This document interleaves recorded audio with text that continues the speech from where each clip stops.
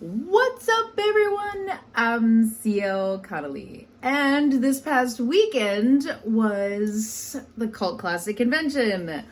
I was gonna post some video on Monday about the Cult Classic Convention, being there and stuff like that. I always forget to take out my camera. I usually forget to take pictures and videos and things like that, but because I have such a problem with getting short form videos on TikTok and stuff like that because of the background music, and they'll mute it and cut it off. So I was like, okay, so I'm not going to get any videos of that. I did it one year where I was actually able to do a voiceover because I figured out how to do it on my computer. But because I'm filming from my phone, I'm not really sure how the iMovie thing works on my phone compared to my computer. I can do it on my computer just fine. But anyway, so I decided, you know what? I'm going to leave it all on TikTok. I'll put some of it on Facebook, things like that. So that's how it is. And as for my glasses, I cannot see close up with my glasses on. So I cannot see my computer when I'm working. And I'm not really sure where my glasses are right now because I haven't been wearing them. So I don't really care at this point. I usually just put them on because I'm not used to what my face looks like without them. So staring at myself in the camera without my glasses on is a little weird for me. But I don't care anymore. I literally don't care. Oh, and you can see I got my hair done for Cult Classic. I was like, oh yeah. So the whole front half that was all blonde and everything, it's now this greenish color. So it looks good. I like it. And I did not purposely wear a green shirt to match it. That was just kind of a coinky-dinky. But anyway, so Disbanding of Disciples, which is the last book in the cult series, has gone to my beta readers. So that should be coming back early May. At this point, so when that comes back, I'm going to be working on the beta edits throughout May. As soon as I'm done with that, because I can usually do the beta edits like 2 chapters a day. And since there's I think it's less than 20 chapters, I'm pretty sure that I can get it done and then get it to my editor and have her do the fundamental edits on it. And I just call them fundamental edits because it's basically her just having me fill the holes for the story. She's not telling me how to change the story to make it better. She's basically just telling me, okay, so this is how to make this story better because you've got plot holes here, inconsistencies, things like that. So I do have what I call my fundamental editor. I don't know what the actual term is because I know that they've got all kinds of editors and stuff like line editors and this and that, blah, blah, blah. She'll tell me if I'm missing a period or quotation marks or, little things like that. But that's something that she can pick up on. She is a English teacher for, in college, or an English professor in college. But either way, and she usually gets it back to me in 2 or 3 days. So that's great. If that says anything about how quick my books are, or how fast she actually reads, either way. So I can get that done and then get it immediately published. And I'm hoping to have it published either by the actual last 2 days of May or early June. Now, if I get that done, that means that I'll have the box set of the cult series ready to go for Houston Horror Film Fest in August. We're hoping on that one. On Monday, I just started the regular edits for Roadkill Café. So if you remember, I talked about Roadkill Café probably a couple years ago. I think I wrote it in 2022. So I've started the edits for that. I have created the most unlikable character. So when she is slaughtered in the book, it is absolutely amazing. Everyone loves it. It's awesome. Because she is so unlikable.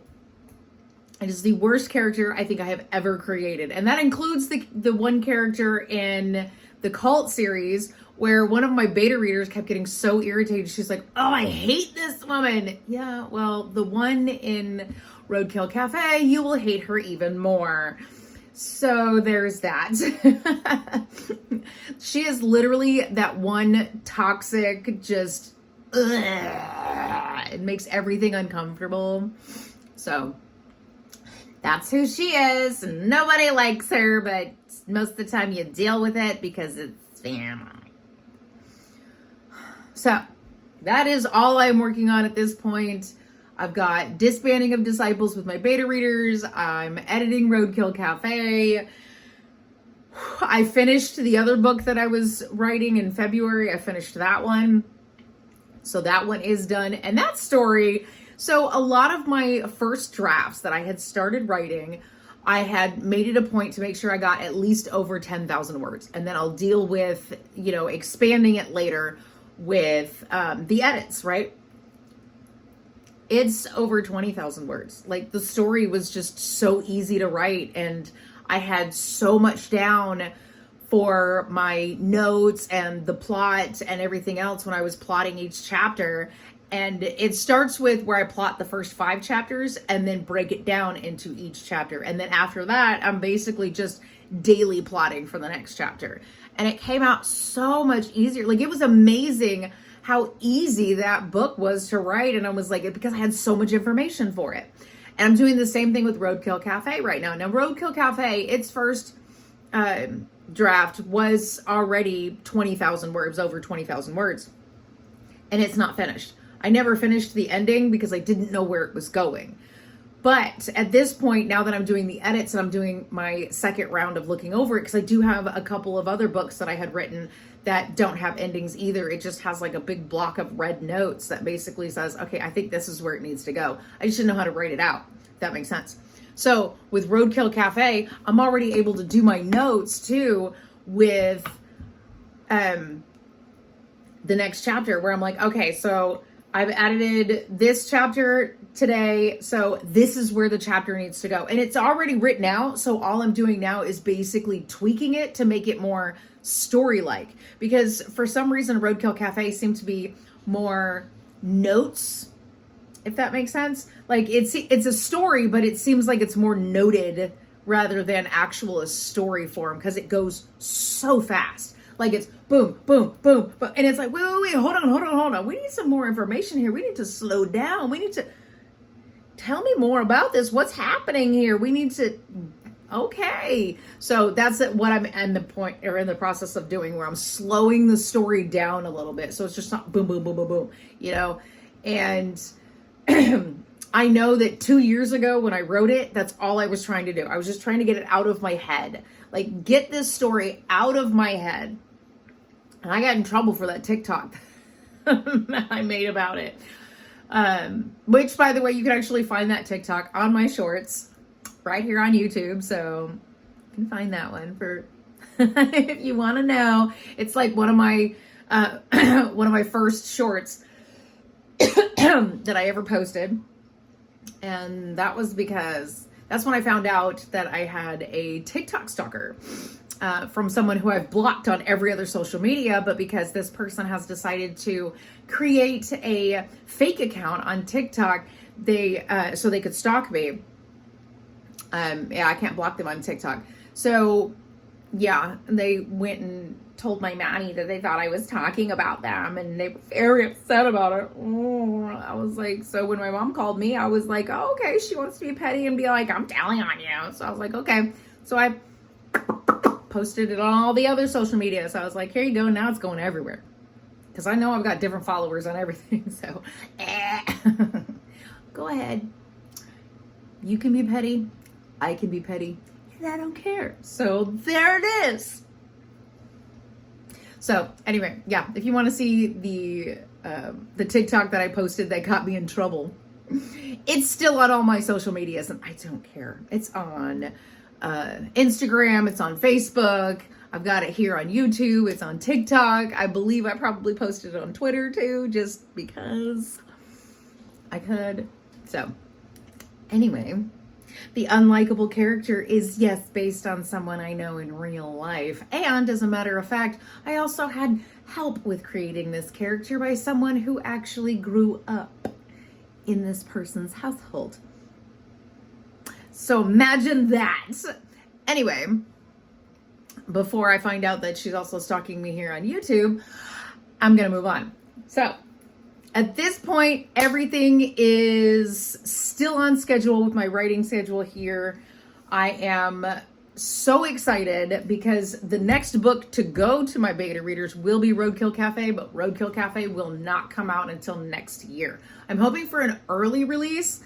I will probably end up doing an extra round of edits on Roadkill Cafe before it actually goes to publishing, like because it won't go to my editor until later. Like when it goes to my beta readers later this year and then I redo the edits, it'll end up again going to my editor, but not boom, boom, boom, boom, boom, like all my other books have. So the way I'm writing now, everything has its own little schedule. Okay, so this is going to go, like I'm going to do these edits and then it's just going to set. And eventually it'll go to my beta readers. And then eventually I'll look at it again. And then eventually it'll go to my editor. And then eventually I'll look at it again. You see what I'm saying? So every single one of the books that I'm writing right now, that's exactly what's going to happen. And I have the envelope that Roadkill Cafe was in up there. It's empty. So when next month, when I go to write the other book, it'll go in that envelope once it gets printed out, and then it starts with the edits again, and it's just gonna rotate where I'm doing writing, editing, and I have it back and forth like that because I don't want to keep write, you know what I mean, and then end up going, oh, now I gotta edit all this stuff. So I have it an even balance. Either way, Cult Classic Convention was awesome. You can actually see quite a few videos on my TikTok. I don't think I can post them, the videos that I have. I don't think I can post them here on YouTube. I wanted to post it as shorts, but I'm afraid that I get copyright striked because of the music and stuff like that. And it's a little easier to post music on TikTok because that's exactly what TikTok is. It's a music app. So luckily it didn't get muted because I was really scared about that. I checked it for like days because last year Cult Classic Convention got muted on TikTok because of the background music. Well, I'm so sorry. This year we posted a video of 3 of us in my Jeep singing on the way to Cult Classic Convention, and I watched it for days. It hasn't been muted, so I'm excited for that, which means that that song is not, you know, one of those where it's like, no, you can't use this here. So thank God for that. Anyway, that's all I have to talk about today. Yeah, it's just Disbanding of Disciples is with my beta readers. I'm working on Roadkill Cafe. Things are going swimmingly. Don't forget, now I have sold some box sets, the Affair series box sets, over the weekend. So what I have on my website is it. The Affair series with the notebook and all the extras is going away. I will be doing the Affair series box set here soon where it's just the books. That's going to be a completely separate thing. As soon as the box sets that I have are gone, then once they're gone, they're gone. The notebooks are not coming back. The extras are not coming back. It's just going to be the books. And at this point, for now, we've got the Cult series. I will be doing the Cult series as a box set with just the books in it. And then I am working with another vendor to do a like book gift box where it's going to be one of my single titles and a few extras, surprise extras, and it's like a gift box that you can give to someone as a gift or give to yourself. It's just going to have a little sticker on top that's going to say, you know, I think the Killer Suburbia is the first one that we're going on. So that's going to be the first book gift box. It's going to be Killer Suburbia. And so far that's it. I don't have any of those available right now. The person that I am working with is trying to come up with something that's going to be specific for that book. And so she is going to read that book and try to come up with something specific for it, which I'm really excited about. And that's where we're going with that.